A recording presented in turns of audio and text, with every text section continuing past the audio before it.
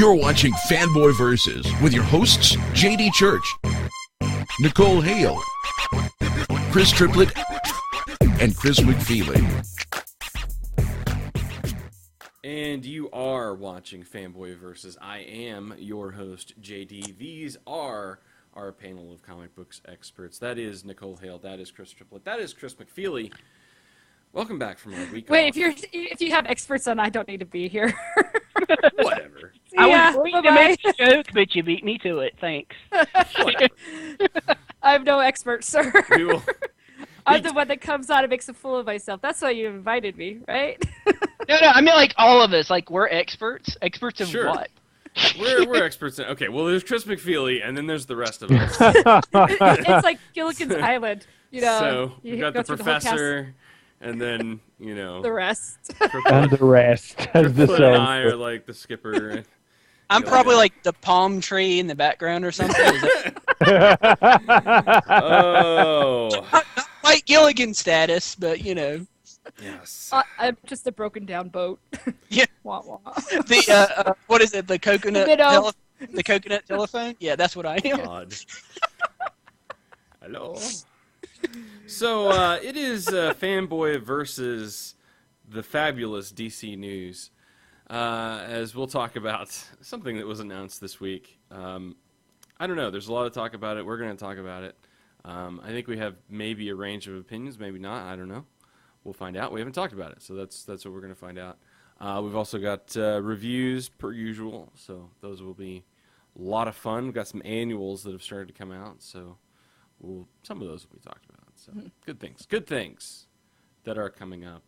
Yes. So, Chris McFeely, then it is time to tell us what the word is. Oh, okay. Well, I'm just trying to remember out of the last 2 weeks if there's been anything major that wasn't the big news. But I guess should we just start with the big news? Well, I mean, I would like to mention that my comic has been canceled. Yeah. Okay. Well, all right. Let's start with the fact that it has been announced that JLI number 12 is the last issue of Justice League International. But I think what you have to stop about is, first of all, this is something we haven't mentioned on the show before, which is maybe you guys haven't heard it, and it hasn't been officially confirmed, but all signs, all awesome inside sources signs are pointing towards the fact that September will not be issue 13 of anything, but will be issue 0. It will be an issue 0 month. This is not confirmed, but this is what the intelligent speculation is favoring. And study of the solicits for August are showing a lot, like a disproportionate number of books saying the final chapter of, last bit of, all secrets revealed, all the rest of it.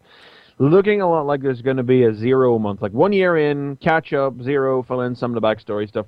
So the fact that Justice League International may be ending with 12 does not preclude Justice League Internationaler starting with issue number 1 in October. I don't think that book is going away. I think that book is just changing into something else. Okay.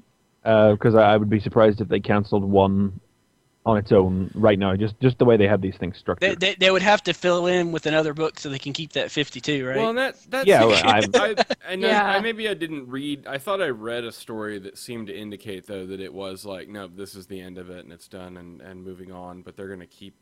But they did say in it they're wanting to keep 52 titles. But like I said, I may be wrong. I'm just speculating. I just think that the book is going to turn, and maybe the creative team will change. Maybe the creative team will stick around. Maybe Booster will just get his book back. That would be great, and that would coincide with the TV series. I feel I'd much rather he got his book back. Actually, like I'd much rather it be a Booster Gold book. I'm well, sure the thing that is, they as will... soon as I got into Booster Gold, that's what they didn't have him anymore. So it's all my fault. I'm sure they will replace it with something to keep the 52, but I think in this case that whatever they replace it with will just be will be a much more direct one-for-one replacement. Like it will be the continuing adventures of these characters, or some of these characters, or something by these creators that'll be related to it. That's my guess. Okay. But the 0 month is currently the hot goss. That's interesting. I don't know. Yeah. I mean, I don't know if it's good interesting or bad interesting, but it's interesting that they might, do something like that. I'm assuming like filling in a bit of backstory is something we're talking Yeah, about? presumably. I mean, as the year has rolled on, the vagueness of the history of the New 52 is becoming more and more apparent as it moves further away from. I got an idea. They could do a 0 issue for each of the 52 books, and then give it a really snappy title like the 0 month, or Zero 0 hour. minute, or 0 hour. Oh wait, they did that. Oh Yeah, yeah, they did that Oh, one and already. wait a minute. That's when what you we said they were going to do a 0 issue, I kind of was And- thinking, so what are they going to do? They're going to, like, the next issue is going to be like number 1, and then like season 2 starts. Ooh, no. That's what I was thinking. But no, I'm thinking it is kind of funny that we're talking about that they're going to have a 0 issue to do this. And the joke a year ago, I seem to recall that we were saying about this, was that, they're redoing all this stuff, and we're probably going to have to have a 0 hour to fix some of the stuff. So it's kind of like, wow, huh? It's like we're psychic. I like it. Yeah, I mean, some of the solicits say, they specifically say anything that mentions like repercussions of stories specifically mentions issue 13 and not next issue. There's some curious language in the solicits that people have copped onto. I mean, it may be wrong, it may not happen at all, but it's currently the intelligent speculation, so we'll see about that. Okay. What else happened in the last 2 weeks? Dropped the trailer for that Justice League fighting game, Injustice Gods. I did Gods not Among even Us. see it. Did not Didn't know see it? that was happening.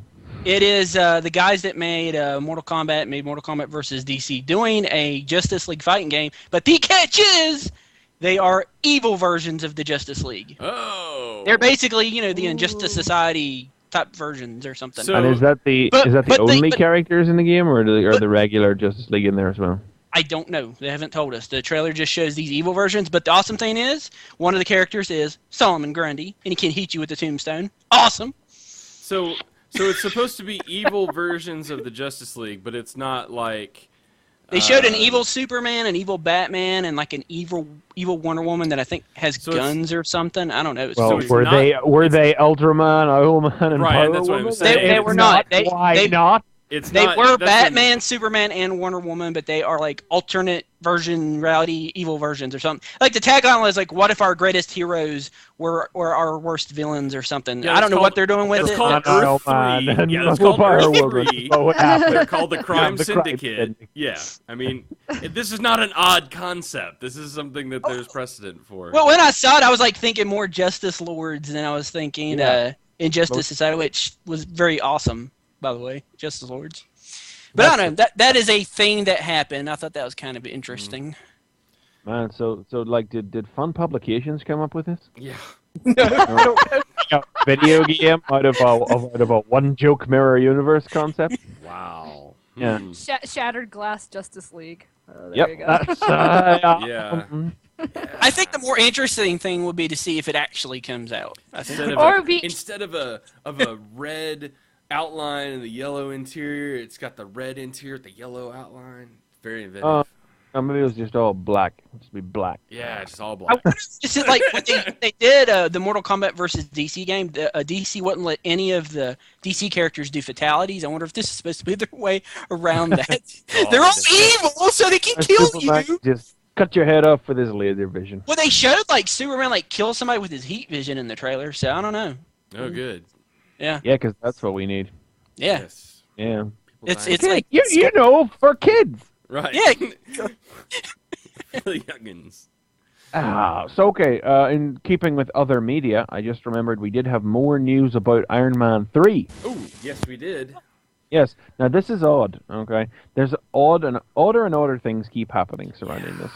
So Oh, I so saw the that's- image. Did you see the image? Yes. Yes, Here we go. this is- Here we go. I mean, Don't. well, even before that. So the first most recent bit of news we've had about this was the announcement of 2 more characters. Now I'm gonna need to actually just look up the names of the actors so that I can report that properly. But the characters in question were the real alter egos, the alter egos of Firepower and Cold Blood. You know them well-known supervillains. Of course, I know who they are. Well, Firepower was the end boss of Armor Wars. So that's a notable enough Iron Man guy. Cold Blood is not an Iron Man villain, so I don't know. But anyway, the actual announcement did not announce these guys as Firepower and Cold Blood. They announced them as their alter ego names, which I don't even know. Yeah, Cole something or other. Maybe I can't remember. Yeah, I'm just digging it up here, so I have it. James Badge Dale will be playing the character who plays Cold Blood, and Ashley Hamilton will be playing the character whoever is Firepower. But the interesting thing that then happened this week was that Badge Dale, the Cold Blood-esque character, was seen in set in the Iron Patriot outfit. Norman Yes. Yes. It makes what? Things that make you go, There's two things that bother. Well, I guess was there something else, or was that the only one? Because I don't want to go off on a tangent. Well, until we who's get it writing out. That was this? one thing. Have they announced who's writing this? I don't know who's doing the screenplay offhand. Shane Black's directing. But the word is that it looks like these are just going to be like the goon level villains in this, and they're saying that the real villain is the villain from Extremis, the Warren Ellis storyline. But they're also reporting that first of all, we heard Ben Kingsley was involved with the film, and again, it hasn't been officially announced in any capacity, but the rumble is getting much louder this week that he is going to be playing the Mandarin. Yes. Mm-hmm. And, I've heard that rumor's been going around for a while. Oh yeah, no, but first of all, they heard he was in it. Then everybody thought, "Hey, the Mandarin," but like that was just everybody jumping to conclusion on. And now it's seeming a little. Made official. It's not official, but the rumbles are louder. But the word is that he's not going to be the main villain of it. He's not going to be secondary to the Extremist guy. And what I would assume, nay, hope is like an evil, shadowy, supporting, funding type role. Like a setup or something for something bigger, maybe down the road. Maybe. Is that That would what be it awesome. is? That maybe the next film, if we could cut to the chase. Okay, well, the real question is, will we get an Iron Man 4, though? Because, I mean, come on, look, guys. I don't know. Come It's on, like, guys. He'd better be playing the Mandarin, because Ben Kingsley is not Chinese. But at this stage, I don't care. Yeah. Because I wouldn't make a Batman trilogy and not put the Joker in it. I wouldn't make a Superman trilogy and not put Lex Luthor in it. I wouldn't make a Spider-Man trilogy and not put Dr. Octopus in it. So give me the fucking Mandarin. I agree. Yeah. But the other thing that is like, I mean, the Iron Patriot, it's not like that absolutely has to be Osborn. Oh, not at all. It's No, just a but colored costume. yeah, it's just just a gimmick. somebody trying to trump Stark. That's all it is. But here's the thing that pisses me off. We're gonna have Tony fighting damn armor again. Jesus. Well, that's Iron Man altogether. God, can we not? But wait, though? wait, I wait, mean, wait. Where's He does throw a lot of MODOK? armor There's villains. plenty of like people that Iron Man could face. That Like, you know. all I care is when is Fiend Fang Foom showing up? Because you know that's Why was Hopefully, that in Avengers? if the Mandarin is the main villain of Iron Man 4, he'd best have Fin Fang Foom backing him up. yes. That would be awesome. I mean, from this, I think it can probably be speculated that we might be looking at an Armor Wars type scenario for Iron Man 3 if we're seeing some armor-powered goons who are actively using their armor as a means to show up Tony, but with an Iron Patriot style suit. It screams just showiness and trying to show up the previous guy in the suit, And if the Extremist storyline is involved, then that seems like a logical route to go as the next step in the technological arms race for Tony to improve himself and beat the guys who have stolen and are using his technology. That happens. Mandarin fumes in an after credits scene, and that's your film. But as you guys bringing up Norman Osborn, would they not be able to use him because they're running into that same problem? Yeah, no. So He would be Sony tied up. probably owns it. Yeah. He would be. Yeah. Yeah. I wouldn't want So- Osborn in it anyway. He would have no place. Yeah, I don't want it Yeah, there. it's not. Keep not Osborn just away for- from the Avengers as much as possible at this point. For I God's mean, sake. all it comes down to is that in picking Iron Patriot, one would assume they've just picked a flashy, eye-catching suit of armor from the comics to give a character who is essentially a nobody something to wear to look good in a fight with. Yeah, No, and I don't have any Osborn- problems with that. And Osborn Would that is be never an going to cross indication? over. Would that be an indication that maybe Cap might show up maybe in the movie? Is that a possibility? Maybe, I don't know. Yeah, there's not been a lot of talk about that as being a possibility, but I mean, it is an interesting question because now we can sort of see the other Avengers possibly crossing things in. happening. But I would think that cost would, be an issue with that in a sense. I mean, because now you're talking about negotiating for an actor's contract, how many films, and. Well, I was thinking cameo, if anything. Oh, Kind of well, like the that's Stark certainly. and Incredible Hulk. Yeah, type. I mean, if the Incredible Hulk could get Robert Downey Jr. to appear in that little scene. Sure. It's like we got to build to Avengers 2, so hey, guest stars, cameos, Yeah. Well, and that'll be the thing too. Is I think that we're probably going to see a new storyline that's going to build into the next. I don't know how necessary it is to. Well, the to- threads at least. I mean, you Yeah. know, like this was very small threads that led into the larger bit. So. But that was because the world needed to be slowly introduced to the idea of the Avengers. Now that the Avengers is out there as a concept, I don't think that it is really at all. Not to say that they won't, but just from a simple storytelling point of view, I don't think it's at all necessary to actively have to build the story towards Avengers 2 in the intervening films now. Just from that point of view. Right. My only question is there going to be Loki? Come on. Yeah. They have said Loki will be in Thor 2, but that he won't be the main villain. The main villain will be. I don't care. They've big got guy. my buddy. If Tom Grey Hiddleston's in it. Gray Gargoyle. There you go. I'm sold. I'm assuming they'll probably go for something more mythical, like maybe Mangog or Ulik or something like that, or Surtur. Surtur. Yeah, I could see Surtur. Surtur would be awesome. Surtur would make sense in a strange way, considering the way they've done it with the realms and everything. Yeah.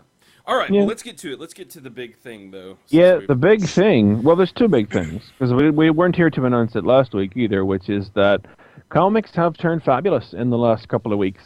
have. With the confirmation, first of all, of the abundantly obvious puzzler that was fooling no one, which is that North Star is getting married to his boyfriend in Astonishing X-Men next month.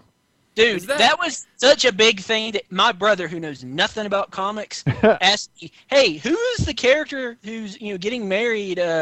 It's like a gay marriage in comics." I was like, "Are you talking about North Star?" I guess I have no idea what his name is. I just heard about it on the news, so it was like big enough that he knew about it. But Well, that was because it. Marvel made a big deal out of it. But the funny thing is they first made a deal out of it, like, who's it going to be? And it's like, duh. The one gay guy. Who's it going to be? It's going to be that one gay guy who's actually been in a stable relationship for a long time. Probably him. Yeah. And they've just happened to make About prominent. it. The funny thing about it is just that, like, the wedding's probably going to happen in like the last 3 pages because there is actually a superhero story going on in Astonishing X-Men right now, which has nothing to do with this. This is just North Star dealing with his relationship troubles in between. I mean, North Star has been having some troubles with his boyfriend lately, and in true North Star fashion, like, he just thinks that the answer to these things is to do something loud and impressive and proposes. And as of issue 49, or is it 50? I think as of issue 50, Kyle, the boyfriend's name, he's turned him down. So, we'll see what happens in the next issue. But, it's probably going to happen on the last page. So, Yeah. just so you know. That's coming out this Tuesday. Is it this Tuesday? Is it this week? I don't think it's this week. I was thinking it was already out, but I didn't know. I No, don't they know just if it's announced Astonishing Issue X-Men. 50 was out, and the issue 50 has the cover of the pair of them holding hands and everything. So it's like, you might just to deceive you into thinking that's the issue you need. And of course, then on top of that, we have had DC's announcement after a couple of weeks of speculation that a pre-existing character is going to be gay in the new 52, and it turns out it's Alan Scott. Oh, those liars! DC lied. They See, did not this is lie. They lied. okay. They may have They not did lied, not but they totally lie. bent it to almost breaking it. No, they Okay, did well, not. okay. They There were at said- least 2 parts to this lie. Now, one is that it was a character who hadn't appeared yet. Alan Scott had appeared already. Yeah, that was sort of I think that's one of the deals where the press release was written before, because I think the press release came out like right about the same time the Earth One came out. No, well, this is the thing. If DC is to be complimented for anything in all of this, where Marvel is not, where Marvel made a circus out of it, DC didn't go this route. DC just casually announced that a gay character could be expected to be seen in response to a question somebody asked at a panel at KapowCon in the UK a couple of weeks ago. And it was not until the news sites jumped on that any kind of response occurred. They were not kicking up, because this comic comes out next week. The comic that will confirm this in page is next week, Right.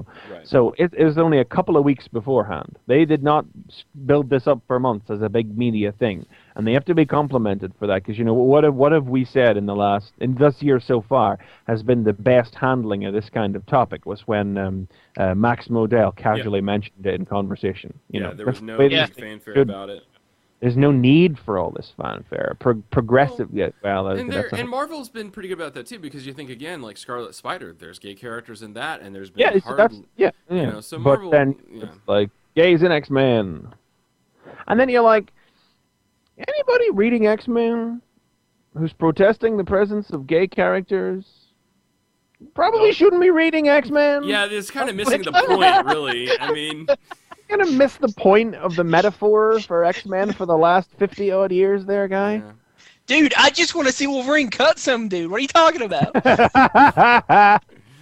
So true. Thank so you, true. 90s. So the whole thing about this hype is that a lot of people are taking bets that I know. Oh, who's it going to be? Because people are thinking it's going to be a major character. I swear to God, I thought it was Vibe. That wasn't a joke when I said that last time. Like, I still had my hopes up for Cyborg because I'm like, that would be totally controversy, for have Cyborg, but of course. I don't know, man. You can have a minority or you can have a gay. That's It's hard to do both. I mean, because when they say a major iconic character, I love JSA. I love Jeff Johns JSA, but even I have a hard time saying, "Hey, Alan Scott is a major iconic character." They didn't say major. They just said iconic. What's iconic about Alan Scott? Because he's a Green Lantern. The lantern is a It's symbol. completely unrelated to every other I Green missed that scene when Alan Scott guest starred in the Green Lantern movies. What you're saying, right? Well, the thing that gets to me is when I try to explain this to people, I'm like, okay, it's Alan Scott. He was the first Green Lantern. Are you saying the guy who Ryan Reynolds played was gay? And I'm like, no, that's totally a different Green Lantern. If I had a nickel for every 2-bit showbiz rag website that's reported, will Ryan Reynolds play camp in next Green Lantern? Well, and that's I'm like, the thing that pisses me off. no, because it's nothing to do with that. Well, the thing is, like, 80% of the sites that I gone to that talked about the outing of the Green Lantern, they always showed Hal Jordan's character. They rarely showed Alan Scott's.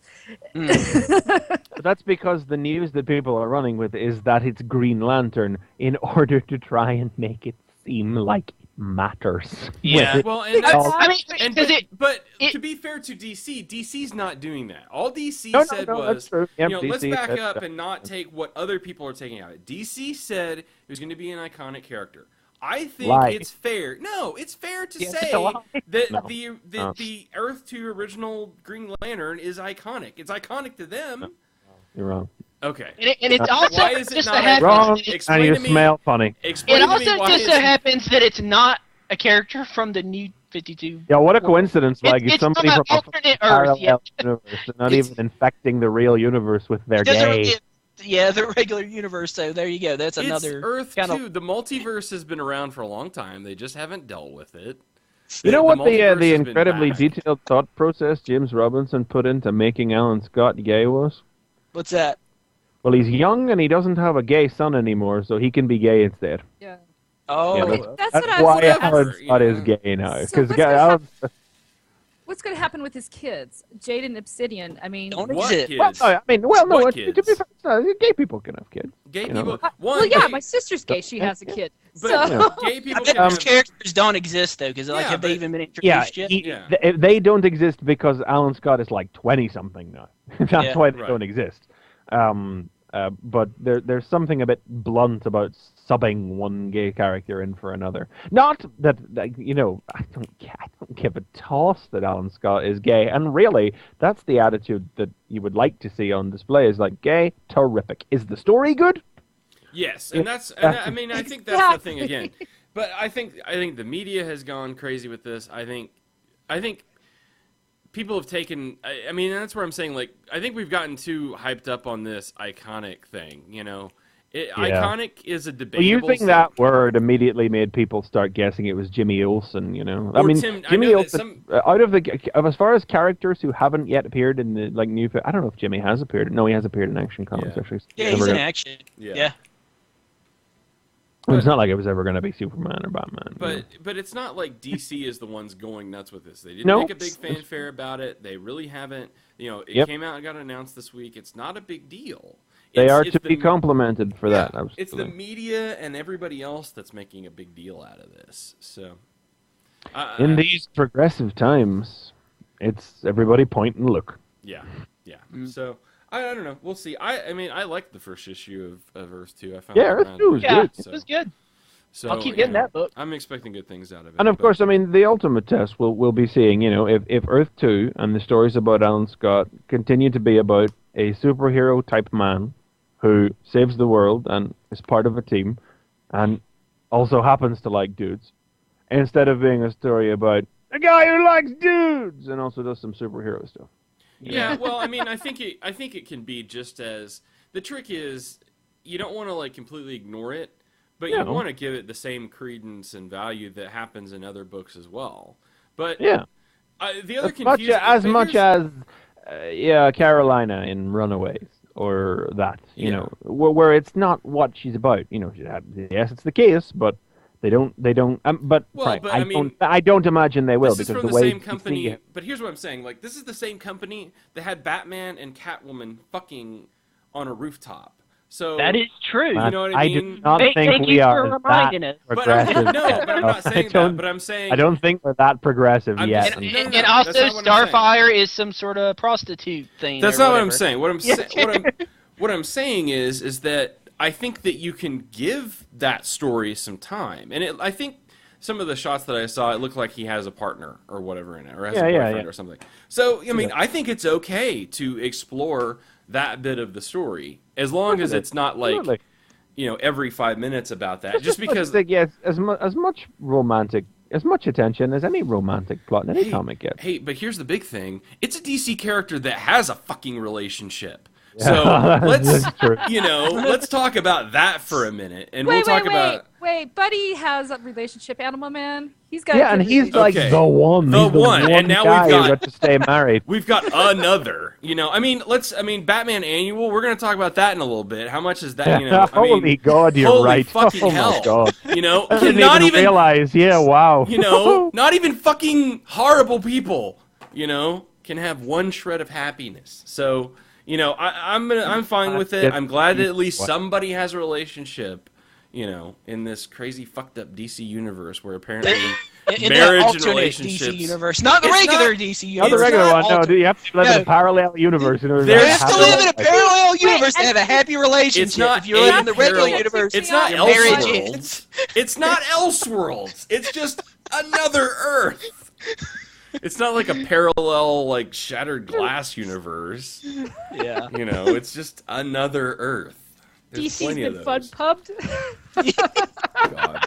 All right, we've wasted enough time on the news. Not wasted, but... And you'll notice that every single one of us refrained from making the joke that every other website about how Alan Scott's weakness to wood is probably going to get in the way of that relationship. Including...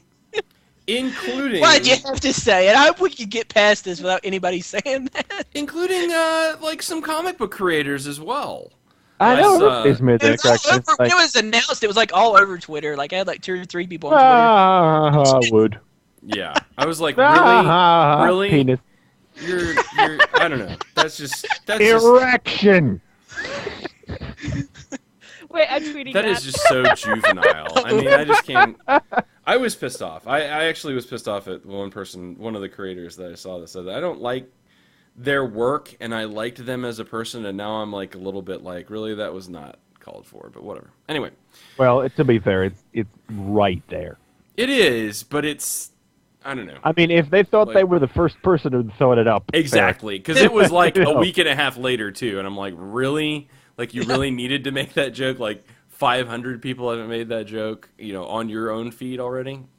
Yeah. Okay. All right. great. Anyway. Internet is awesome. Or not. It is great. Our show, horrible. But at least we're not superhero time.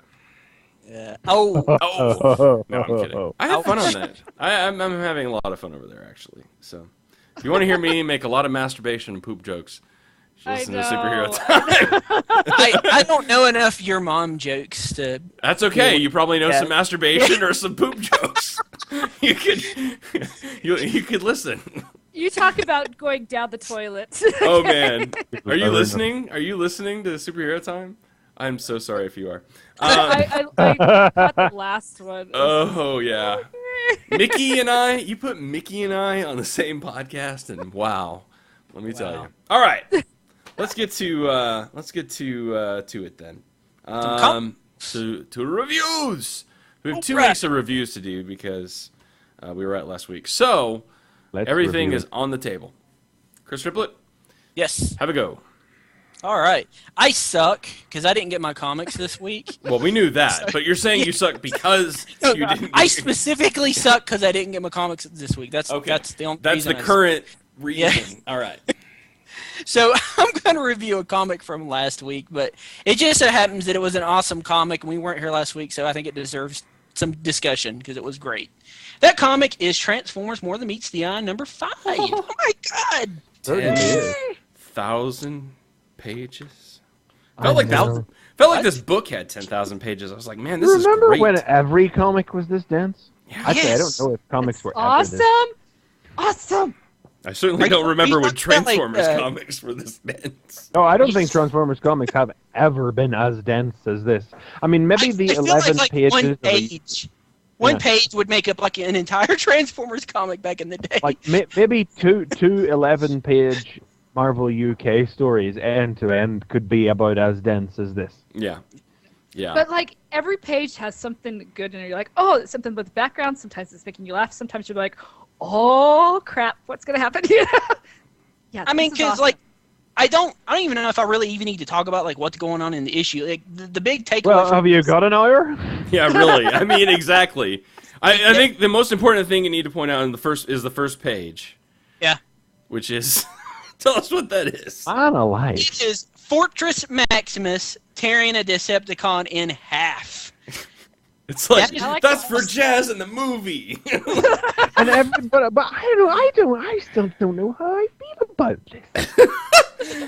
I just like everybody I've seen responding is like, whoa, yeah, awesome. Dude, it's Fortress Maximus going Incredible Hulk on a bunch of Decepticons. Yeah, What's not to like about that? You can make Optimus jokes about how he lost his head and he went crazy or something. That's awesome. Optimus Prime puts one bullet in one dude, and he's the fucking Antichrist. Yeah, exactly. I know.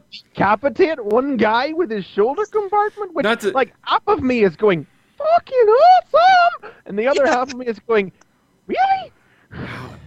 Yeah, and I think too, it's it like makes me feel ways about stuff, and I'm not used to that.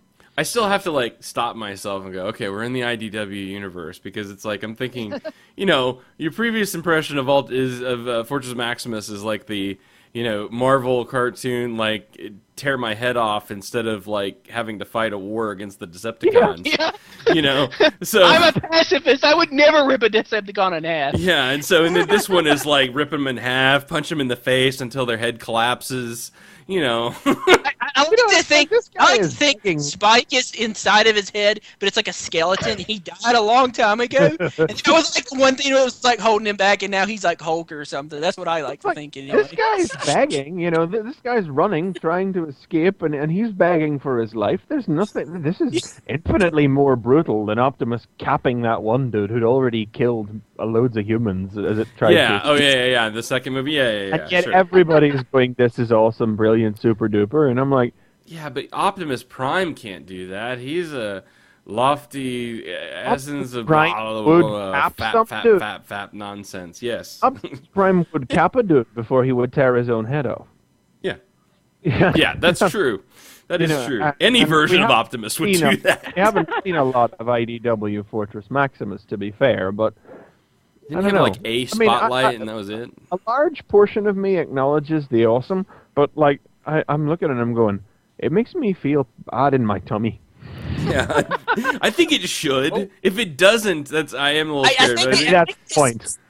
Yeah. yeah. I mean, because like horrible things are going on in this comic, you should kind of feel bad because there's like awful things are going on. Really awful, And, awful you know, just, things. Yeah, I mean, just it's just like the stuff like there's this facility and everybody's got this disease and it looks like they're bleeding out all over the place and just dying these horrible deaths. I mean, how could you read this comic and not feel bad? I mean, it's grimy. Yeah. You know? Oh yeah. Yeah, it is totally like a. I mean, it's some of it's part detective story, part virus, part like outbreak sort of deal where. Trying to find the contagion and so to speak. And then there's just like interesting bits. There's so many bits to this. It's like I don't even know how to put the bits back together because I mean It's really difficult to talk about. I mean, it's basically just like probably like the best Ratchet story. It's a really good Ratchet. Oh my story. gosh. When we After- last had a Ratchet story, it's been Marvel Comics since we last had a Ratchet story. Like I said, this is making Ratchet rank up. I might go higher in my ranks for favorite Transformer. I love Ratchet. Oh my Yeah. gosh. I've loved Ratchet since Transformers Animated. Give or take Oh, G1 yes. Ratchet. I don't Yeah. really care.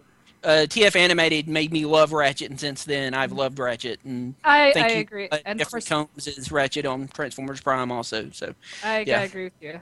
but then but you yeah, have I this- mean, well, I mean, like the story is basically, I guess you want to probably capsulate it, I guess, a little bit in the sense that the story is sort of trying to find the patient zero and cure for this rust disease, along with some vignette pieces, including like Red Alert, Tailgate, Ultra Magnus, which is awesome. Ultra Magnus and Tailgate, which is awesome.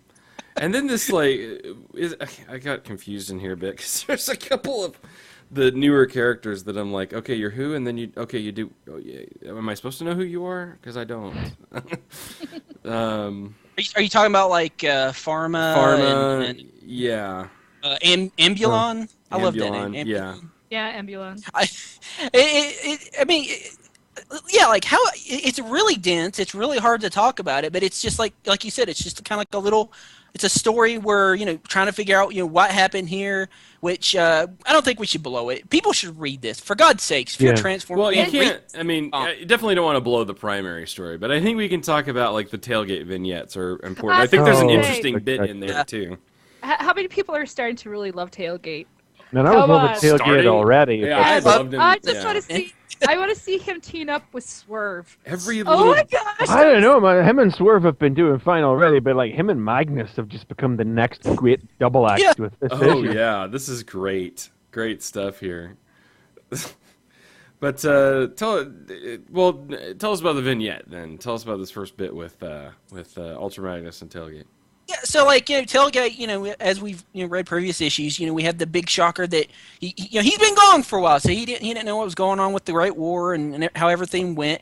So when he found out, he decided that he's going to choose a side, and he decided to choose Decepticon. I went through this, and there was our big shocker. Oh wow, he chose Decepticon, which he's since been given a little bit more information and decided, no, I'm not going to be with those guys. They did bad things. So he's decided to be an Autobot.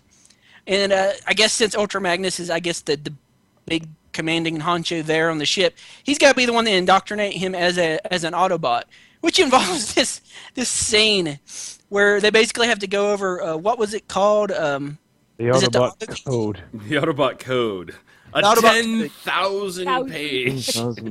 He has to go over. Well, he says, "I like to go over the Autobot code with everybody," and it's 10,000 pages.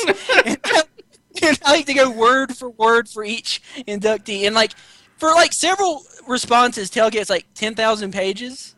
10,000 pages. The thing is, okay, let me tell you this. That little frame of Tailgate right there. Yeah. People are saying you can't draw Transformers as an expressive, with I know, expression. right? Bull crap! Seriously. That page Yeah. right there. Everyone has had that look at their face at some point, like what?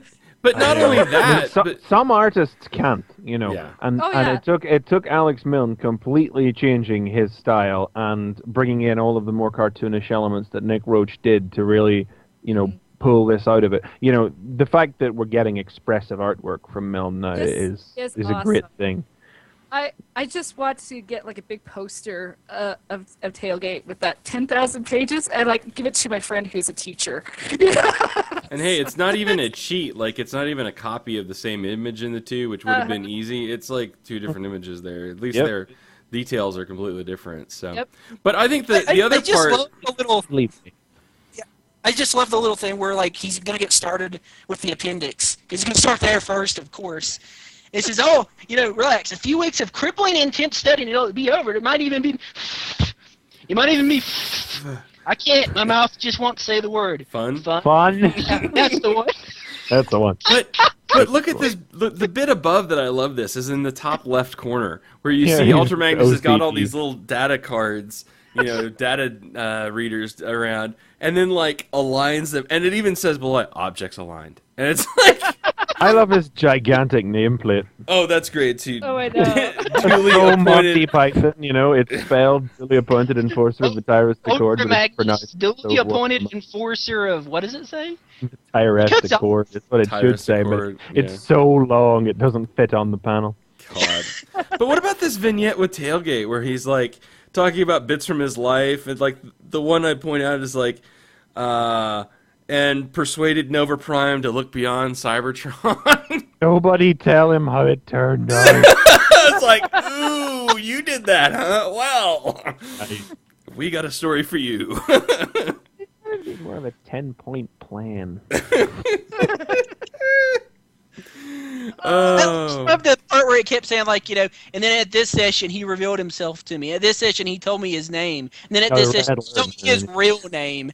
Yes. Oh God, the bit with Red Alert. Yeah, perfect. Red Alert. Perfect description with Red Alert and who's what is his name? Rung. Rung. I'm sorry. Right. Yeah, I thought you guys were talking about that. I'm sorry. What were you guys talking about? No, there's a part in here where the bit before where Tailgate's going through like some of his like past deeds and experiences, and he mentions within the little bit that he was the one that encouraged Nova Prime to look beyond Cybertron, which of course created like.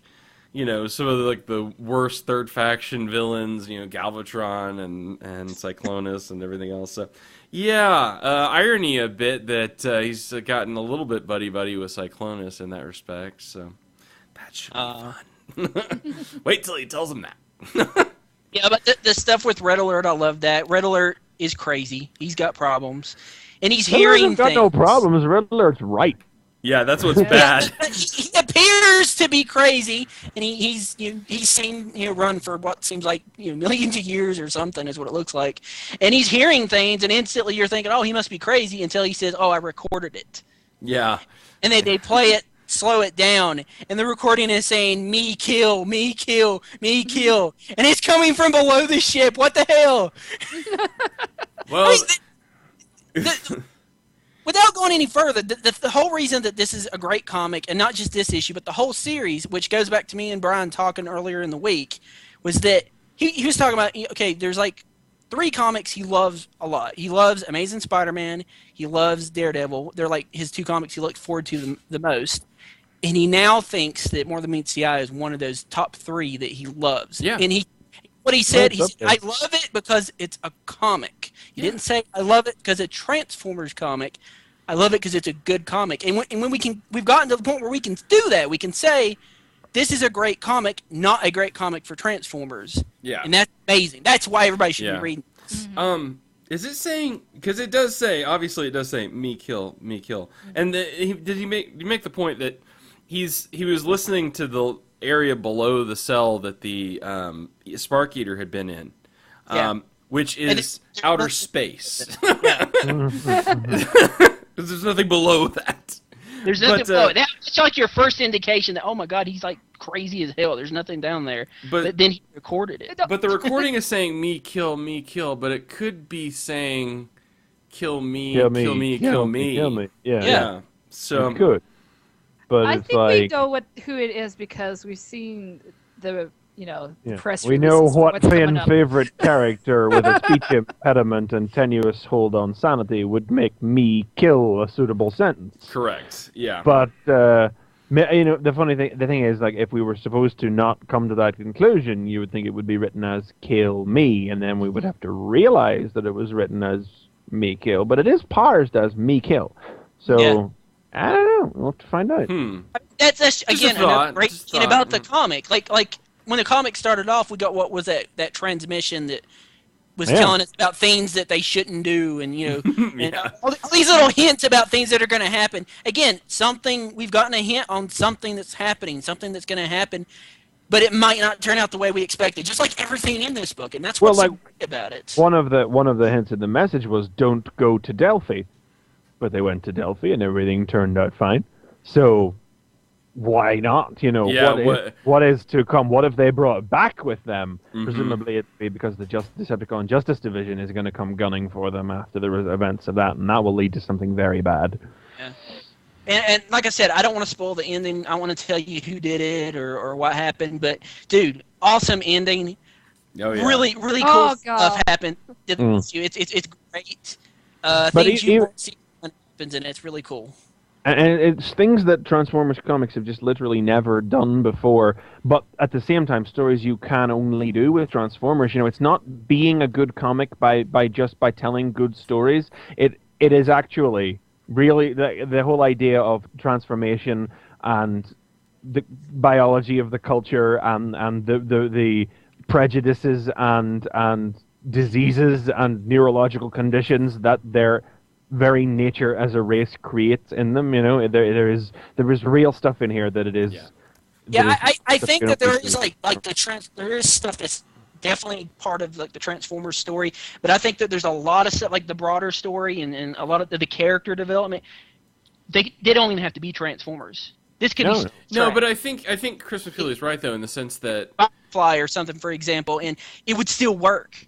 But I think that's what's so great. Like you were saying, it's the Odyssey. It could be Greeks going on. It's still the broad strokes of it like that. But I think, you know, the stuff with transformation cogs in this issue, like you can't get that anywhere else. You know, nothing else can incorporate the idea that of characters who reject. Well, it seems like Robinson has created the idea that Transformers, because we know they're not monotheistic in the IDW universe. The Transformers seem to believe that transformation comes from the god Adaptus, and these religious movements who reject that notion and that god cut their cogs out, so they're monoformers stuck in one mode. You know, or there's mention of a character in this issue who's addicted to transforming and who burns through his cogs and has to have them replaced constantly. We'll have to talk about that off the air, because I'm wondering, who do you guys think that is? I don't think that's anybody. Given it's Robert, I don't think it's supposed to be a pre-existing character. I think I'm sure we'll be meeting him in an issue or two's time. I have a prediction, but and before we leave it, I really like this end of the Ultra Magnus tailgate stuff, where we go back to that 1984 thing, and he's going through. Yes. And he reads it, and one of them is paragraph 5, 1985, and he says, "Hey, wait a minute, what was that? Why don't we talk about that one? Oh, it's a redundant subclause. It was added years ago after your time in anticipation of a threat that never materialized. What did the subclause relate to exactly? Just out of interest, thought warfare. What the hell? Thought warfare. Kids with no memory. Was it something to do with that? It's old. I'm interested. I want to see where they're going with this shit. Very much so. And just to think, a year ago, these two issues would have been an entire trade's worth of material. Oh God, yeah. This would have been like 5 comics worth. 5 or 6 comics. This would have been a trade. This is probably the best Transformers comic we've seen, probably since Wreckers, I would say. Oh yeah, definitely. Yeah, for sure. I really like this. This may be my favorite Transformers comic. Period at this point, honestly. I mean, you could almost telegraph it like 6 issues. Like the first issue would have been taken up with First Aid chatting in Delphi and Swerve and Ratchet talking in the bar, and then it would probably have ended with them bursting into the morgue and finding all the dead bodies. And the second issue would have been First Aid explaining everything, and then it would probably have ended with Pipes and Drift getting infected. And then the third issue would probably have ended where the first part ended, or maybe carried over a little bit. And the fourth part would have been the villain would be revealed at the end, and then the fifth or sixth part would have carried on. Like, it's like you can see how it would have worked, but you can see how it's just pure story, not broken down, not written. But boy, you would have missed out on a lot of great stuff. That's all I'm saying. yeah. Yes, it's such a good comic. Or you would have. It's just the filler. It's all just the blank pages, images. Yeah, it's not that they could have been exactly the same amount of stuff, and it would have just been stretched out to 4 large panels with 1 speech bubble each. Yeah. Yeah, I know it's in my. Buy it. I know this one's in my top 5, so. Yeah. Definitely. I look forward to it. All right. I can't believe I'm actually looking forward to reading Transformers. I love it. I'm so glad that we are living in this time. Good We're times. in a lot better shape than G.I. Joe fans. Oh. Oh, Man, there's a bit of news we didn't report on. You just gutted me. What happened there? Dude, With it hurts. the retaliation? Me Yeah. too. My God, I was looking forward to June. Oh, what the hell happened? G.I. Joe has been put off for the next 9 months so they could actually do it 3D rendering. Well, that's what they say, but I mean, They're- there's these words coming down that they want to add more scenes with Channing Tatum, because as terrible as he was in the first movie, like he's been in some He's good no things Duke. He's no since. Duke of mine. Oh, I just really like one. If I mean, Star. it's The whole a bit point of it. spoilery, but the trailers have made it obvious that Duke and all the other Joes, except for the main few, die at the start. So what I'm really, really hoping for is like at the end of the film now, it's just dubbed, and it's like, this is Doc at headquarters. Duke's come out of his coma. I'm like the other day. That's awesome. But the thing is, there's been rumors going around that G.I. Joe, they used this as an excuse because they were too afraid they were going to lose money because it was supposed to come out the same week as Amazing Spider-Man. And so, Well, I think the amazing failure of Battleship has also put the wind up them very. I love Battleship. I thought Battleship was tremendous fun. loved it. I mean, I don't know who the dumbwit was that thought postponing it for a month after the European release and putting it up against the fucking Avengers. Well, that was a good idea. Like, I think it would have made its money in America if it had come out before Avengers did. I mean, I think it made its money back in foreign markets before it launched in America. It's big and it's dumb. It's completely retarded as a film, but it's entirely entertaining. I had so much fun with this movie. Totally. Yeah. Drop some lead on these motherfuckers. All I have to tell people is they Tokyo Drift a Battleship. I know. I don't even know how you do that. Exactly. That's what It you're involves gonna an watch. anchor and a lot of physics. A lot of ignoring physics, or Apparently, I need to rent this when it comes out on video, which will Yeah. probably be next week, right? yeah, I'm sure it'll be out within the next month. If you could go watch it like at your dollar show, go watch it because it's so fun just for that scene. You're like, oh yeah. Wow. I'd forgotten that the guy who's the lead in that was Gambit in Wolverine Origins too. He's about as terrible. Nice. Okay. Nice. Okay. Well, All right. sounds good. And Liam Neeson doesn't get to do much. I don't Damn it. care. That's too bad. I really That's like the when he's reason punching I'd go people. to see it. No, It- there's a scene with Liam Neeson. I know we're getting off track. Where he gets upset and his accent comes out. I just melted. I'm like, Does, I think does he I'll fall, have a chicken bite. does he fall into a pit and has to punch wolves? Because that might get me to Yeah. Does he go on a What? rampage to find his daughter? No. Okay. Well, sort of. He is trapped on the other side of a force field from her. Oh, okay. Well, that could be Does he- cool then, maybe. the How force. he gets Does in he there. punch the force field? He doesn't punch anything. Bottles? He doesn't get to punch anything. Damn it! Man. Stands on the bow of a ship. All right. Cool. All right. Well, Nicole, then "You." tell us. What are you going to tell us about? All right. You're telling us about the Doctor Who thing, right? Yes. I knew number one. It's new the number Star. one. All kinds of drinking is happening today, folks. I know. So we got. It's we all got Star Nicole's Trek. fault too. We got number one. She went offline earlier. I Good did. things are I'm happening. Sorry. So yeah, well, it's not zombies. And it's there you go. No, those happened here in America, though. No, let's not You know what? start I that. came close to wanting to review my Ninja Turtles, but I reviewed this instead. So there you go. Okay, so it's the crossover Star Trek Next Generation and Doctor Who. We've been talking. Well, they revealed this like at the beginning of the year that there's going to be a crossover event. It's finally here. So at the beginning of this, now you all didn't read this. It was just me, right? I've had a look over No, it. I wanted to read it, though, but I didn't get it. Tell me Well, it's yeah, awesome. it sold out, and it actually orders for it exceeded supplies, and the stores got allocated copies, and it's going to a Well, second print. it's on Comixology, so I was thinking about downloading it before the show. Well, I just didn't have time. I'm pretty sure Star Trek fans and Doctor Who fans are both wanting to get this just to see how they're mixing it up. I know.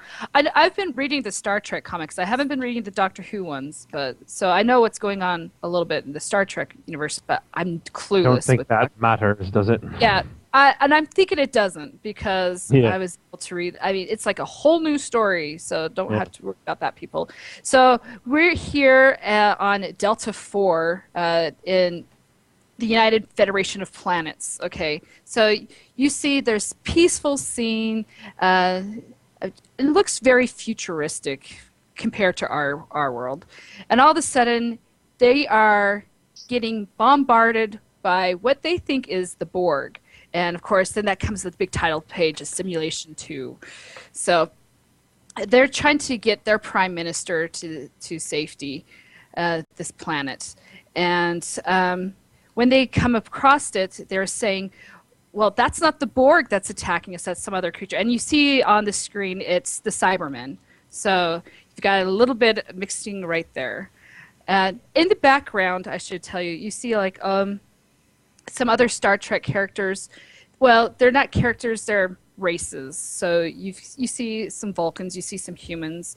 So they don't have names yet. So, but then you see that they can't stop these Borgs and Cybermen from attacking. And yes, they are working together.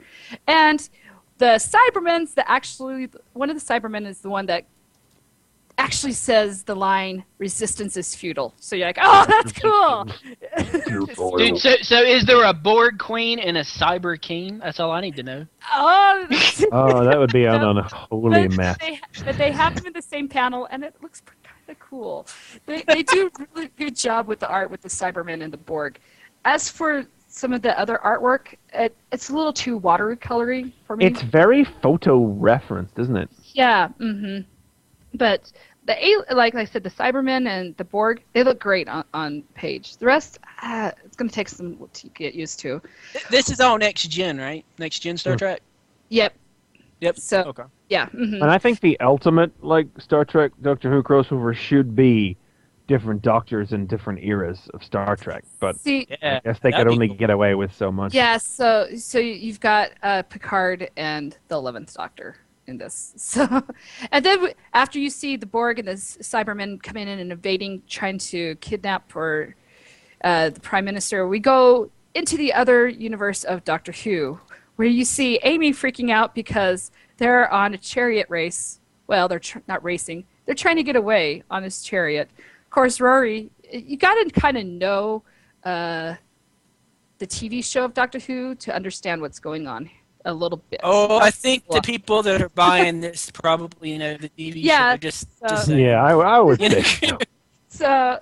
So you see them on the chariot, trying to get away, and they have their whole story that's in Egypt, and of course, the Doctor says some really outlandish lines, and you see Rory trying to go back into his world of when he was he the Samaritan or a Spartan? Centurion.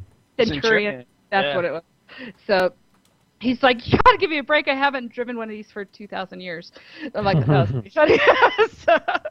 So they finally try to get to talk to the Pharaoh to let him know that something's going on, and they pretty much save the Pharaoh from an alien that's gone undercover.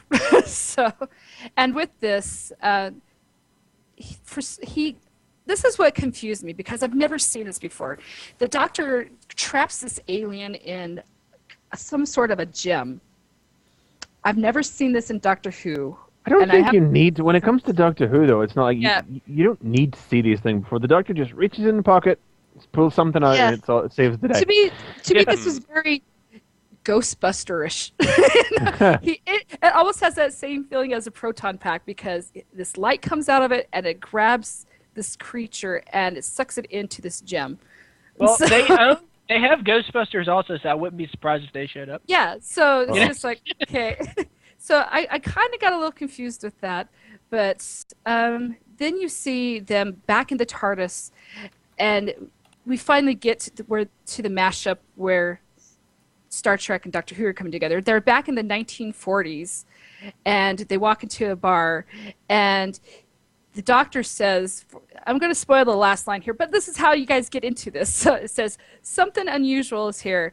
It's what it says, like an android in a pinstripe suit, where you see Data dressed in the 1940s. And so they're meeting at this bar in 1940s San Francisco, the start of World War II. So Well, I'm that's where... assuming the TARDIS landed in the holodeck. Ah, see? They didn't show that. Because they dicked about with that sort of stuff all the time. Yeah, so... Dude, like what should happen is like it should be when like Data met Mark Twain, and they just he just shows up and it Teams up with Mark Twain. For first issue, I wish I could have seen more collaboration between the two. Like you said, I would like to see the different doctors and the different captains, but honestly, I thought they spent too much time with the Doctor Who. They've hardly spent any time with the Star Trek. They did. I was listening to it. It was just all, like- it was Star Trek races, but it was all Who as far as the characters you actually care about being in it. Yeah, so I mean, I would say like only a third of it, if less, is Star Trek. The rest of it's Doctor Who, and it's more of the action-packed scenes. But I suppose the balance will be addressed Yeah. because it That's does seem to be very much about moving the Doctor Who characters into Star the Trek. Star Trek world and scenario where some Doctor Who baddies are causing trouble, rather than, if it had required the Enterprise to be shot back in time to meet up with the Doctors in 2012 Cardiff, where every Doctor Who story seems to take place. And I'm sure the first issue would have focused rather heavily on the Trek characters, but that's just I think we can probably expect fairly even balance from here on out. It wasn't an amazing first issue, but it's one of those ones that the very last page is what gets your attention. And like I said, the artwork, I'm kind of a little iffy on the artwork. It might grow on me. Who Like I said, is the art? Looks, Who's the art? it looks art by J.K. Woodward. Who's I don't know the who writer that on it, by the way? Since The you got writer that one is Scott and David Tippin with Tony Lee. So there's 3 writers on this. So, but as for the art, like I said, it looks very watercolorish. Very, very, very soft tones. Not a whole lot of details, but it doesn't interfere with the story. But I'd say it wasn't bad, but it wasn't amazing. It seemed like it got the voices of the characters down very well. Yeah, like I said, I've been reading the Star Trek ones, so yeah. If you know your Star Trek, if you know your Doctor Who, you're gonna know these characters. But for a person that doesn't know anything about either one of the universes, it might not appeal to them. So Cool. there you Yep. go. Cool. Very cool. All right. Guess it's on to me then. Yes, it is. So, again, as I mentioned, we're getting into some of the season for annuals, and this is our first Batman annual that we've gotten out of the new 52. I'm going to be talking about the Night of the Owls Batman annual number 1. This is mostly a Mr. Freeze story, and I think what's interesting about it, and because I really won't go into great detail, because it's pretty much just what you'd expect out of a Mr. Yeah. Freeze. Mr. book. Freeze does some crazy shit to save Nora. Right up until like the last 2 pages. Uh-huh. And then it's like the biggest what the hell, oh my god, horrible thing ever. Okay. Yeah. Oh, Very okay. shocking. So it sounds like he's not from the Earth 2 universe because he doesn't have a good relationship, is what you're saying, right? Well, I'll tell you, and I'm going to spoil this. So let me tell Yeah, you. this is one if- you gotta just drop the spoilers if you- on this one. If you don't want to be spoiled in the story, just skip ahead now because I'm going to really go into detail as far Yeah. as the. Or the- if you want to save, $5, because it is a $5 comic. It's a good Yeah, that's book. the I mean, I price don't of want to say it Annual. isn't a good book. It's a pretty good book. Oh God, it's, Oh, no, it's it's a good awesome. book. I mean, It's awesome. I have not yet read Snyder's Batman except for the first issue because I think I've mentioned it before. Like I really just kicked myself and said, "Oh, I should have got this. Now I have to get the trades because I got the trades. I have the first trade here and I haven't read it yet. But I'm not reading it and I haven't done anything more than leaf this. But even then, I was still looking forward to this because it was like Scott Snyder does Mr. Freeze. Yes. Yes, yes. Yeah. It's just yes. Now, did Snyder write the annual? He did. Yeah. Oh, So okay. that's one strike in the favor of the DC's annuals this week compared to Marvel's. Correct. Yeah. Absolutely. Amazing. So this story starts out with a little sort of piece with a young Victor and his mom, and they're gonna go make a snowman for some, I don't know, festival maybe. Contest. Just Snowman doing It's it. the first snow festival or Yeah, it's something the first like snow that. festival. So there you go. And I tried to look this up. I'm not familiar with this tradition, but she talks about using an apple to make the snowman, and I'm not really clear on how that works. I desperately actually tried to look it up and could not find anything. But it'll play a little bit of a part later. But anyway, so she's talking about how they're going to use this, and it's going to be better than like the clown faces on most snowmen. And so he's walking ahead of her and starts talking about wanting to make it big, and so big it'll last through the spring, and then realizes that she's not talking, and turns around, and there's the apple in the snow, and a hole in the ice, and Mom is gone. Mm-hmm. And what it turns out is this is a story that Victor is talking with one of the therapists at Arkham, and he sort of asks him questions about it, and it turns out his mother didn't die, but she was.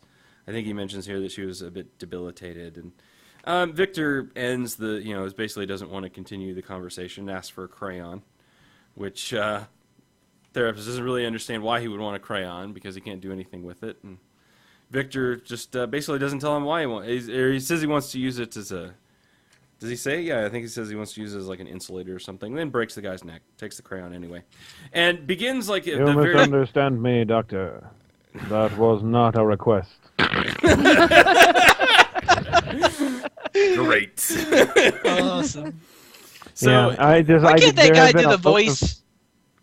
I know there have been a load of depictions. Why can't that guy of do the voice for everything? Is what I was gonna say. Michael I'm sorry. Ansara is Mr. Freeze. Even if you look at Arkham City, and that's just Mole Marsh doing his best Michael Ansara. yeah, I mean that's pretty. Yeah. That's pretty. Somewhere ingrained. where a warm hand waits for mine. Oh, I would kill for that. speaking of Arkham City, I forgot to mention that DLC came out. Harley Quinn's Revenge. Oh, that's right now. Isn't it? Yeah, it came out this week. Why is my Yep. PS3 broken? Stupid burglar! I'm sorry. Damn it. Okay. Yeah. Oh. What begins is very typical Victor Freeze breakout sequence where he gets the whole of Arkham like on ice and spits like frozen liquid onto people, and typical Victor Freeze stuff. Takes his armor. Then They need to stop keeping that shit in the same building. I know it's like that needs to be Police- somewhere. No, look, I respect that is a sick man mentally, and he should be in somewhere that he can get help. But can the police not impound that and just at least down the road Right, instead somewhere. of next door? Right.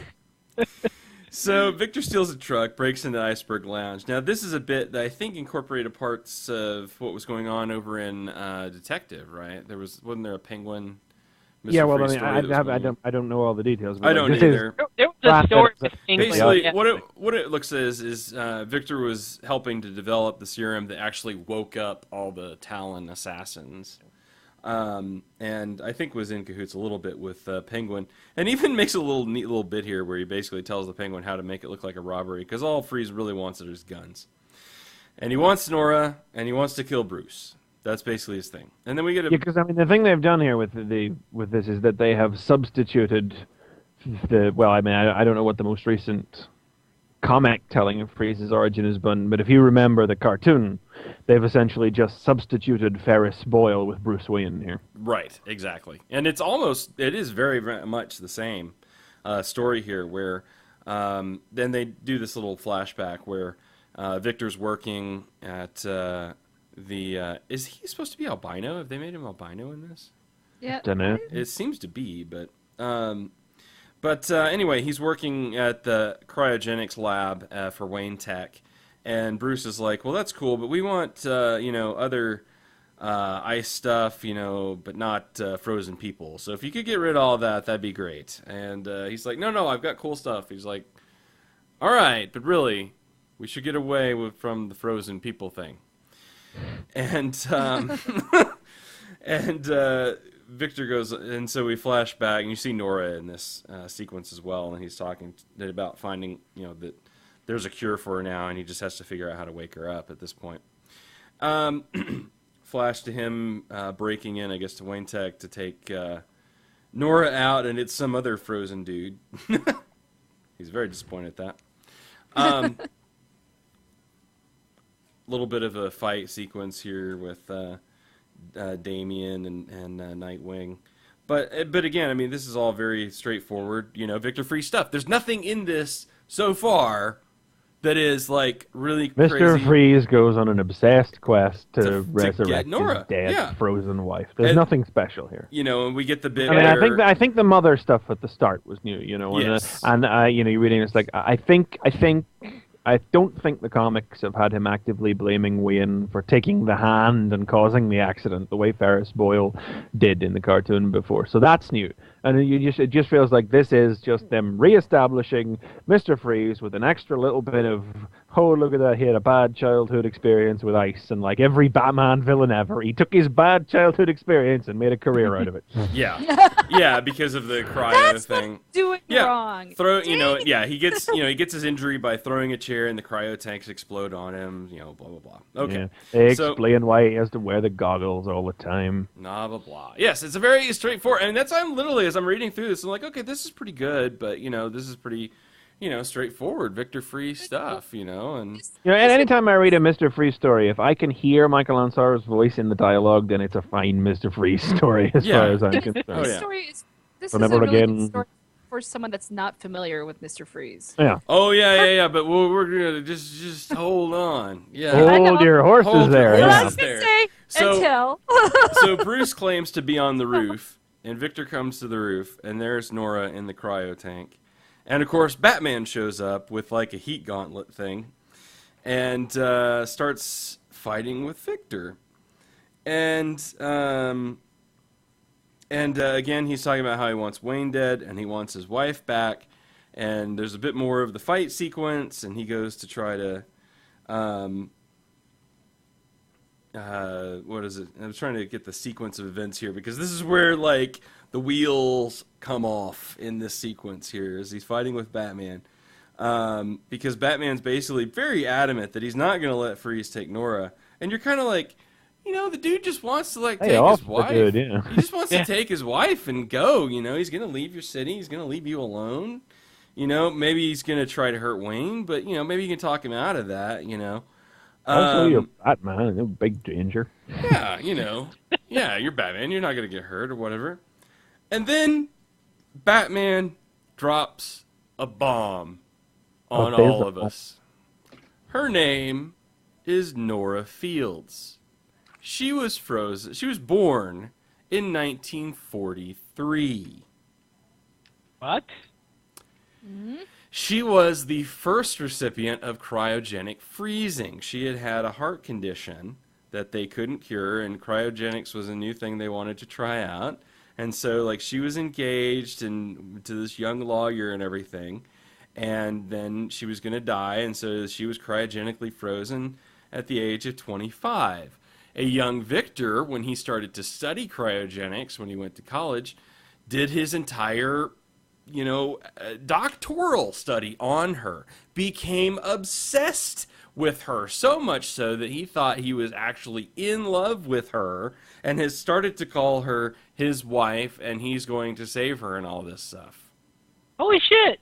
Yeah. Yeah! Exactly. Right? Because now they have taken the one, like, I mean, because it's always been the deal where it's like Victor, you feel a certain amount of sympathy for the character because you're like, really at the heart of this, he's trying to protect, someone that he loves, the love of his life. He's done this thing to try to protect her and save her life, and really all he wants to do is, like, ultimately just fix that. And if he would, he might be okay. Like, there's chance for redemption for this character. Now, he's just fucking insane. He's now a Joker. He's basically a guy that has no redeemable qualities, what you're saying. In a lot of ways, yeah. I mean, redeemable redeemable qualities. But he's certainly... It's lost that thing where it's like, now he's so obsessed with this person he doesn't know. So now it's like, oh my god, he's trying to protect this person that he really doesn't even know and doesn't know him. And even if woke up, it would be a horrible, horrible thing. It's just... I don't know. I'm like, it makes me feel a little ill. In just the sense that it's like, that is something, you talk about something that's iconic. It doesn't get much more, it's something that's been around for a while and something that's ingrained is this whole idea that, Nora is Victor's wife. And now that's, no more. That's gone. That's not, well, I think that's not the what way of DC's things. doing with this whole new 52 is just retelling every story like, okay, how are we going to shock the fandom this week? Yeah, but I'm like, Well, what's the long-term implications of that? Yeah, it's great to shock people, but then what? Well, look at what they did to Wonder Woman and her origins. Right. Yeah. That's a whole new ball game there. Yeah. So... that no one knew about before. But just saying. But yeah, and then so anyway, Batman uses it to sum this up though. Batman uses a heat thing and stops Freeze, and He uses some fire and scares them away, just like the Frankenstein monster. he uses some heat chemical I'll get or you, something. Batman, and save my not wife next time. But the denouement here is another scene where Victor's pushing around his now semi-invalid mother, who apparently has, probably short-term memory loss and other, maybe issues from having been frozen for so long. And she's talking about, are we going to go, carve the apples, carve the snowman and stuff. And I've already started, and you can see where she'd, like, cut these eyes out into her hand, which, of course, are reminiscent of the Of an eyes. apple. An apple. Cut the apple into the eyes. Right, yeah. It cut the apple, yeah. Choose your words. Choose your words. Jeez. Yeah. Yeah. So it's supposed to be eyes, but of course they're red and bloody, and they look like the Mr. Freeze's eyes. His And goggles. yeah, his goggles. And so he does the compassionate thing. He gently kisses her on the head and pushes her into the water. Wasn't that nice of him? Yeah. Yeah. So, yeah. Well, it's an established thing, though, that Mr. Freeze did used to freeze small animals when he was young. He couldn't he does just have he become mentions that obsessed with cryogenics because it was his science. Like, he actually had to be... He's been like a burgeoning... He's had that burgeoning psychopath element to his backstory for a while now. Oh yeah, as well. that's not new. I mean, no, and he even said it earlier in here, talking about freezing small animals or parts of animals, which was it's like, can't you just freeze the whole thing? Why were you doing just the leg? That's really at least it would be was it dead. that Penguin that was saying that though? He used to do that too. I didn't Was it remember if pink? it was in this issue or not, but I knew it was a thing that wasn't new as far Yeah, as this I think issue he goes. did talk about it like to the therapist or something. And that was the sort of thing that always sat kind of ill with Freeze's backstory, is the idea. So I mean, I'm not in favor of this. I can't. It's interesting. It's a It darker doesn't take on the sound character, but Oh, yeah. it's like the same as with the Lizard, really. Every Mr. Freeze story does have a tendency to be the same. right. And they've changed the paradigm up a little bit with this one now. So yeah, I'm not Yeah. uninterested by it. They've gone back to the idea that there was always something wrong with him. It's like every villain is like, Arnold Wesker used to be good with puppets, and then one day he was bad with puppets, and he embarked on a puppet. Not I don't mind them updating the origins and stuff like that, as long as they didn't just turn him into a guy that used to rob banks and just so happens now has freeze powers. Yeah. Oh laws, no, that's still the worst thing ever. Yeah. no. But anyway, I mean that's the thrust of it. I know that some people are. Heatwave used to like fire a lot as a child, and then got locked in a meat locker and didn't like the cold, so now he makes fires for work. That's a flash, but it's like, you know. But no, I mean I think you're right. I think it's interesting. Like I said, I'm not 100% there. It's like I have to have time to adjust. It's a little bit of a switch for me, but I mean it's definitely, the comic is very well done. It's very well read. It's definitely something I recommend picking up. But I'm just gonna. I enjoyed this issue. Oh yeah. I thought it was really good. Oh, definitely. I mean, I was shocked when I got to the end, you know, because they're hitting all the main beats of your average Mr. Freeze story with the extra bit of the mum at the start. And then, you know, they throw that stinger with the mum in at the end on top of what you've already just learned. And it's like, oh, Victor, you crazy. Yeah, you're batshit crazy. No, but the thing is, this is a good story. It's just one-shot story. You got the beginning, middle, and end. Manual, you know, you don't have to read it. And I have just so perpetually associated the cartoon voice with Mr. Freeze in my head. Like, that's the first thing that snaps to mind when I think of Mr. Freeze. That if I can read the dialogue and feel that they have that right, I feel that they have, because, I mean, you know, the whole point of Mr. Freeze is that the emotion doesn't come through. And if they can write cold, emotionless dialogue that I can imagine as being Michael Ansara in my head, I feel like whatever else they do with him in the story, the writers got the character enough for me to be able to enjoy it. Yeah. Yep. And he definitely has that here. Cool. That's good. Pick it up. All right. Chris McFeely, then. Right. Okay. So I am going to talk about something that did come out last week, but actually which we haven't talked about at all this month, which came out all of last month, one issue every week, was the Journey into Mystery New Mutants crossover, Exiled. It started with a one-shot the first week of the month, and then Journey and New Mutants double-shipped this week for a 5-part story, because it was a 5-week month in May, and this was Marvel's little extra mini-event thing to keep the books rotating around. The story is, I was a little surprised when I started it, because, well, at the heart of it, this is a Journey into Mystery story. Readers of New Mutants, I would hope, will enjoy this because it's a good story. But it is a Journey into Mystery story that has extruded itself upon New Mutants.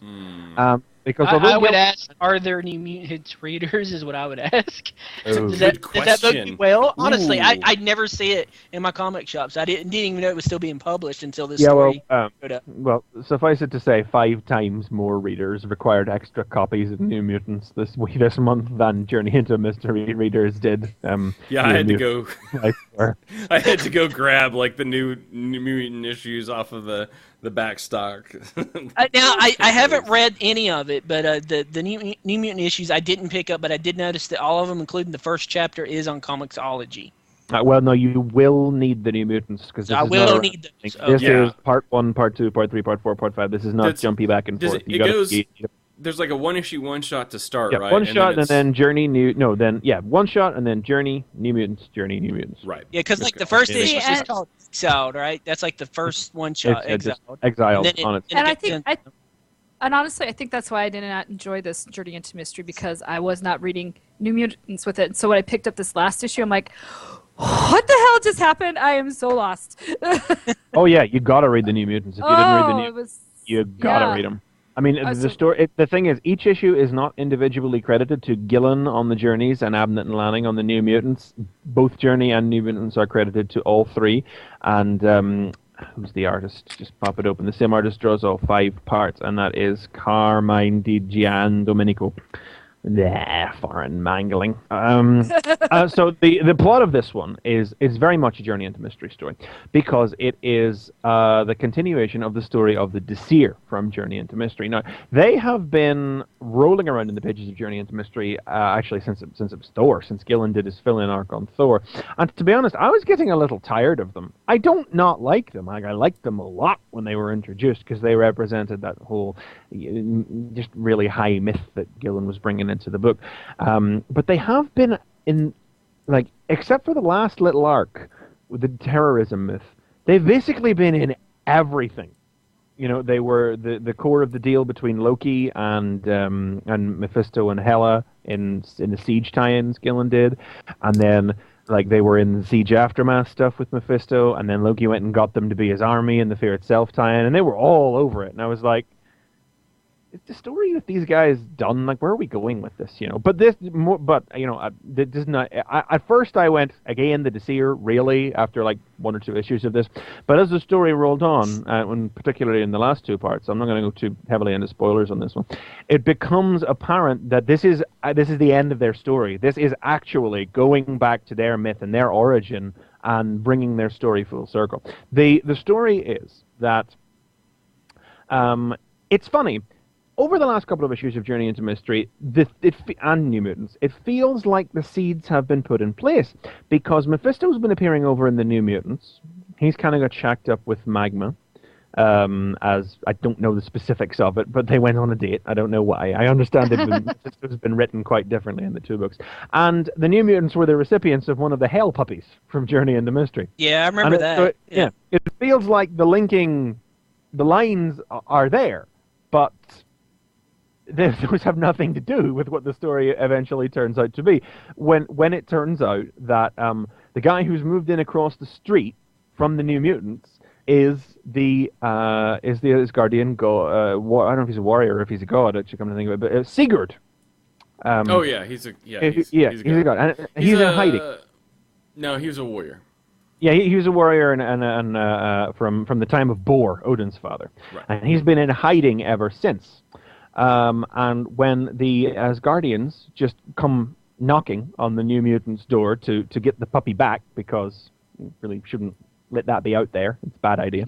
I think that was the reason anyway. My memory's actually just doing a little skip on me for why the gods came down to knock on the door. But basically, he peeps out through the Venetian blinds, sees the gods across the way, and freaks out.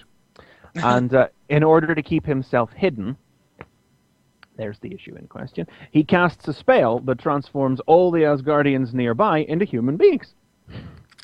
So their memories are all wiped. Thor becomes like a local mechanic. Loki is a little kid who is obsessed with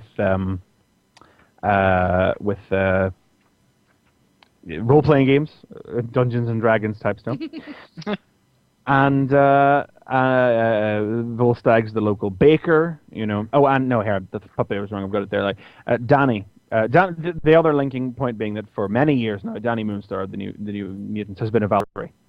As a result of a brief foray into Asgard that the X-Men and the New Mutants had back in the 80s. She's been a Valkyrie all the time. She goes over to say hello, and simply by looking at her, Sigurd is able to tell that she is, she's a Valkyrie, and he starts to freak out, and he accidentally winds up, by freaking out and accessing his magic, he alerts the Desir, still in Mephisto's hell, to his presence, and they have been searching for him all along.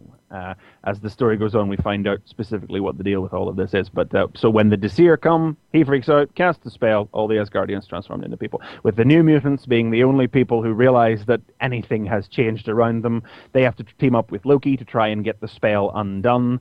And the middle chapters are just Asgardians as people tomfoolery. Volstagg is the baker who keeps eating all his stock before he manages to sell it.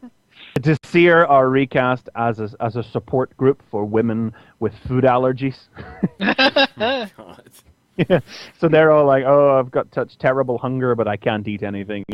But the spell is just wonky old magic and doesn't hold very well. Like, and the New Mutants, like, they get Loki's help. They manage to go. They appear to manage to have snapped Loki out of the spell, and he spends a whole issue helping them gather up the ingredients to cast the counter spell and everything, and is like, and it's pure Loki as well.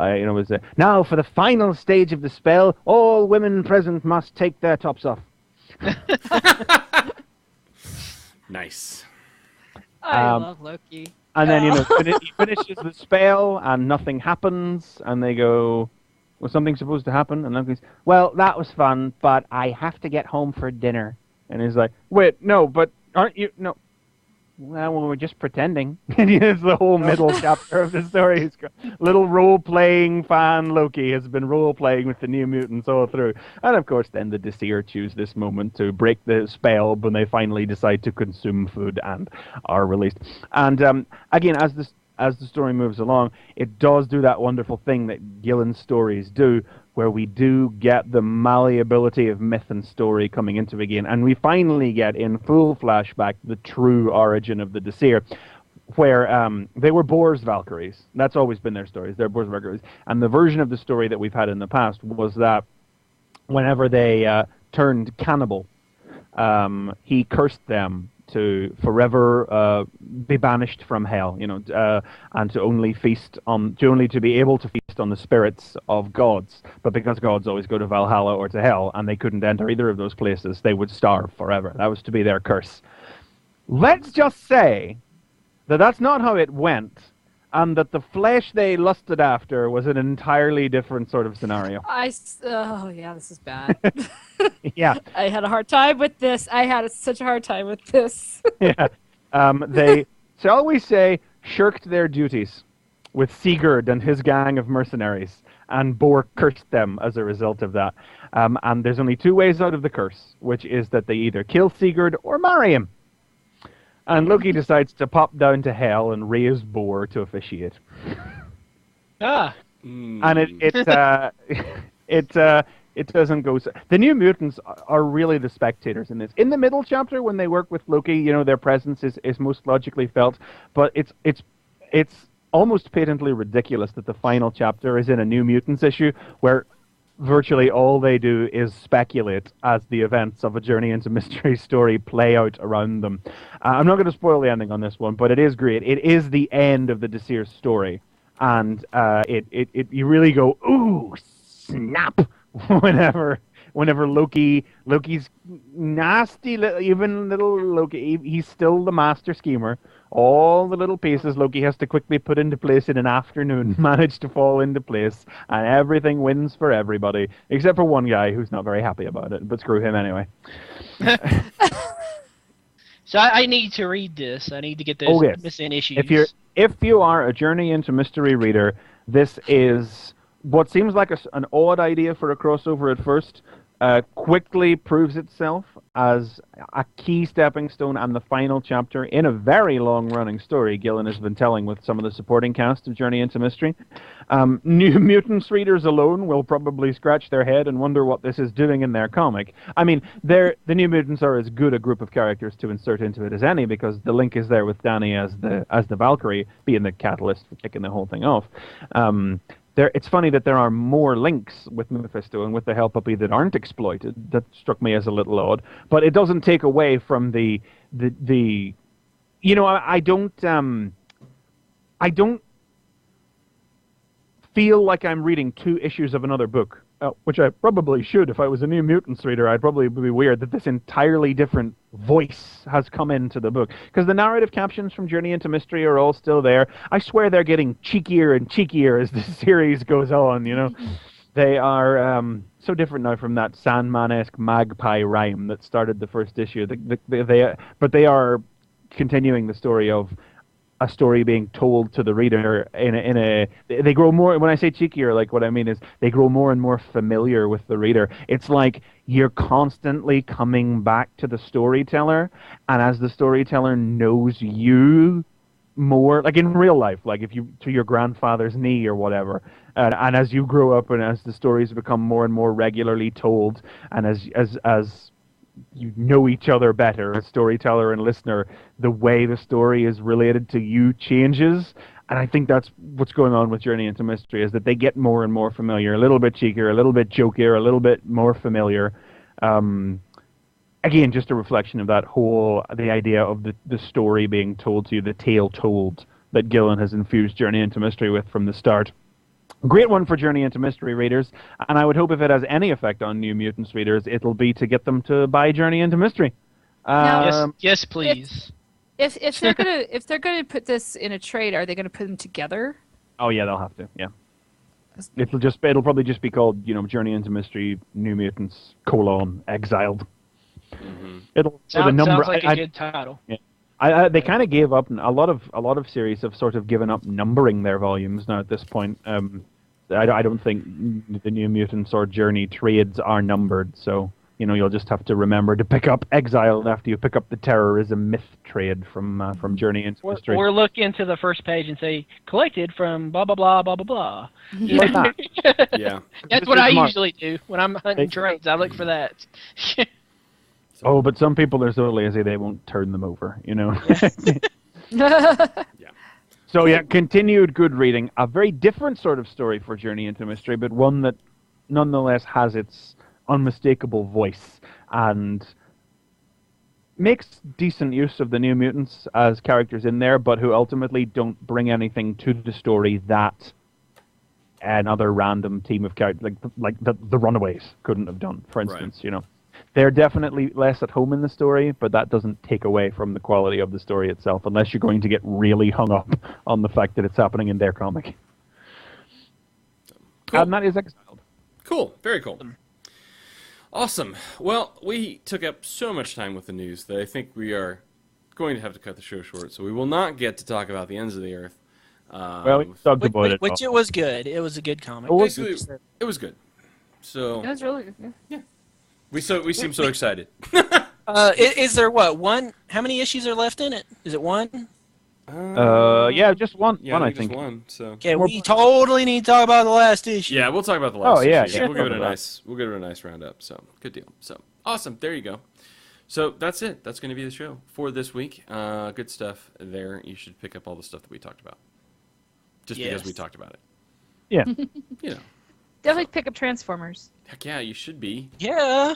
Why are You you listening to probably this are network? already. Why are you listening to this if you're not reading that comic? Right. Basically, you Stop- should be reading everything Stop we listening to this. Go buy the comic. Come back and listen to it after you read it. or just finish listening to this, and well, you've only got another minute at least. So, Whatever. So that's it. That'll show. Sorry about last week again, because we had a holiday. So, or at least that's what I'm saying. But we try to keep that to a minimum. So I see what you did there. yeah. Holiday. Oh yeah, and next week before Watchmen and some other good comics. Yeah, before Watchmen, that's good. That's highly anticipated. So we'll see. And it's Minuteman, too, so it's at least going to be one of the ones that'll definitely be good. Yeah. Darwin Cook, is that who it is? Yeah. Yeah. Yeah, I'm Yeah. looking forward to that. So very And good. Don's giving us a recommendation of Takayo? Takio? Takio. Yeah, Takio. I thought about picking that one up because I read the original graphic novel of that, and I enjoyed the graphic novel too, but too much going on this month. I might pick up the collections of this when it comes out. I enjoyed it. Cool. All right. That's one of that Brian Bendis and Michael A. von Oeming's All Ages book about the... You remember Kung Fu Telekinesis? Yes. Yeah. Kung Fu Telekinesis. Oh my gosh, that sounds awesome. Sounds fun. So, very good. All right. Well, that's it. That's the show. Thanks for listening to us and our panel of experts, as they are, or were, or will be. Awesome. Well, have fun, kids, and please tune in next time when it'll be Fanboy Versus...